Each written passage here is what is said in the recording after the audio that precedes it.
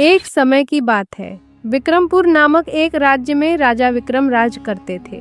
उनके राज्य में हर कोई खुशहाल था, लेकिन कुछ ऐसे लोग भी थे जिनके जीवन में संघर्ष था। इन लोगों में से एक था रमेश, जो एक गरीब किसान था। हर रोज वह अपने खेतों में परिश्रम करता, लेकिन उसे हमेशा ही कठिनाइयों का सामना करना पड़ता। रमेश का दिन अक्सर खेतों में काम करते हुए ही गुजरता। जब सूरज की किरणें खेतों में गिरती तो वह कड़ी मेहनत करने लगता, परंतु उसकी मेहनत का फल कभी उसे पूरी तरह नहीं मिलता था। यह एक दिन की बात नहीं थी, बल्कि यह उसकी जिंदगी का हिस्सा बन चुका था। हर रोज एक ही कहानी। कितनी भी मेहनत कर लूं, कुछ नहीं बदलता। मेरे पास कुछ नहीं बचा है सिवाय इस खेत के। वह दिन में अपने खेतों की जोताई करता, शाम को खेत में पकड़े गए अनाज को बीनता, लेकिन जब वह घर लौटता तो घर में कोई भी सामान नहीं होता। अनाज की कमी, परिवार के खाने का संकट और जमींदार भूप सिंह का अत्याचार उसकी सबसे बड़ी चिंता बन चुकी थी। एक दिन जब रमेश घर लौटा तो उसने देखा कि घर में अनाज की एक भी बाली नहीं थी। उसकी पत्नी सुनीता बच्चों के साथ घर के आंगन में बैठी थी, लेकिन वह भी थकी थकी सी लग रही थी। रमेश की आंखों में चिंता की लकीरें थीं। सुनीता, घर में तो कुछ भी नहीं है, अब क्या होगा? रमेश, कुछ दिन से घर में अनाज नहीं था, बच्चों के लिए खाना कैसे मिलेगा? अगर कुछ नहीं किया तो यह स्थिति और बिगड़ेगी। मुझे आज ही किसी से उधार लेकर आना होगा। रमेश ने सोचा और फिर अपने गांव के दुकानदार मोहन के पास गया, जिसने उसे अक्सर उधार देने का वादा किया था।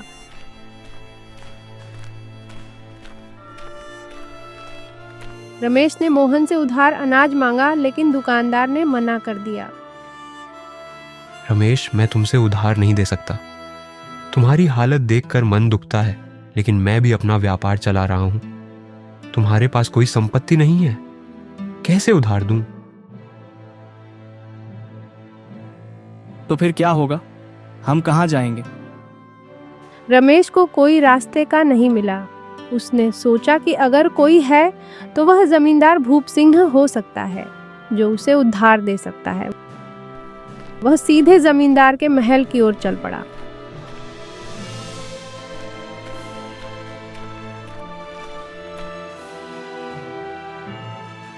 जमींदार साहब, मैं बहुत परेशान हूँ। मेरे पास अनाज नहीं है और घर में भूखमरी का माहौल है। क्या आप मुझे उधार कुछ अनाज दे सकते हैं? ये रमेश, तुम्हारी हालत देखकर मुझे दया आती है, लेकिन मैं तुमसे कुछ नहीं कर सकता। हालांकि मैं तुम्हें कुछ अनाज दे सकता हूं, लेकिन बदले में तुम्हारी जमीन को गिरवी रखना होगा। क्या तुम तैयार हो? मेरी जमीन को गिरवी रखना? लेकिन यह मेरी आखिरी संपत्ति है। यह तुम्हारा ही फैसला है रमेश। अगर तुम मेरी मदद चाहते हो तो तुम्हें यह करना ही होगा। रमेश के पास कोई और रास्ता नहीं था। वह अपनी जमीन को गिरवी रखकर जमींदार से अनाज ले आया, लेकिन वह जानता था कि यह उसकी जिंदगी का सबसे कठिन फैसला था।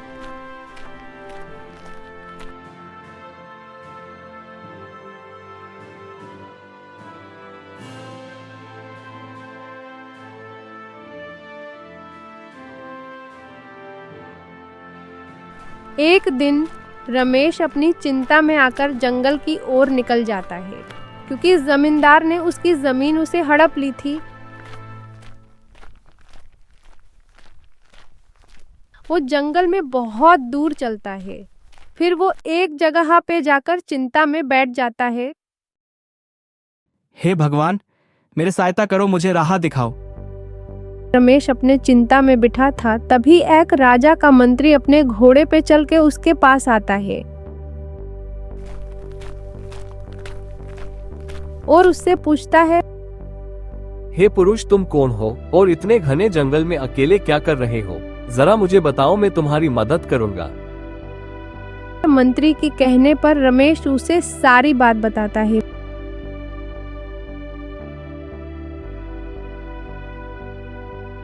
अच्छा, अब मैं समझा तुम क्यों इतना परेशान लग रहे हो। चलो मेरे साथ चलो, मैं एक मंत्री हूँ और मैं तुम्हारे साथ हुआ अन्याय को न्याय दिलाने ले जा रहा हूँ।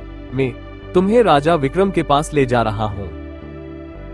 मंत्री के कहने पर वो दोनों राजा विक्रम के दरबार की ओर निकल जाते हैं और थोड़ी दूर चलने के बाद रमेश राजा के दरबार में पहुंचा। उसने राजा के सामने अपनी पूरी कहानी सुनाई। महाराज, मैं एक गरीब किसान हूँ। मेरे पिता की मृत्यु के बाद जमींदार भूप सिंह ने मेरी जमीन हड़प ली है। मेरे पास कोई सबूत नहीं है, लेकिन मैं आपसे न्याय की गुहार लगाने आया हूँ। रमेश, तुम्हारी बात सुनकर मुझे दुख हुआ। हमारे राज्य में किसी के साथ अन्याय नहीं होना चाहिए। मंत्री जी, जल्द से जल्द जमींदार भूप सिंह को मेरे सामने तुरंत दरबार में पेश किया जाए। थोड़े देर बाद मंत्री जी ने जमींदार भूप सिंह को दरबार में लाया गया।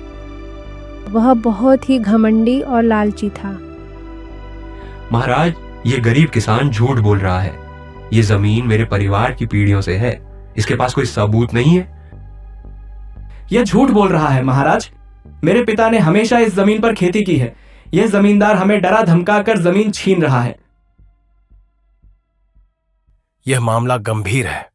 हमें सही न्याय करने के लिए सबूत की जरूरत है। रानी लक्ष्मी, तुम्हारा क्या कहना है? महाराज, क्यों न हम गांव वालों से पूछताछ करें।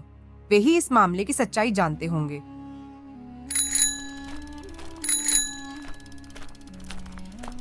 राजा विक्रम ने गांव वालों को दरबार में बुलाया। सभी गांव वाले डरे हुए थे, लेकिन उन्होंने सच बोलने का फैसला किया।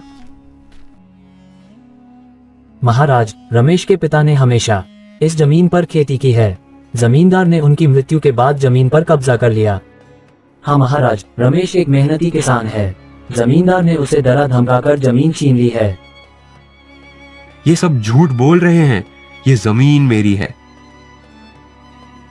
चुप रहो भूप सिंह।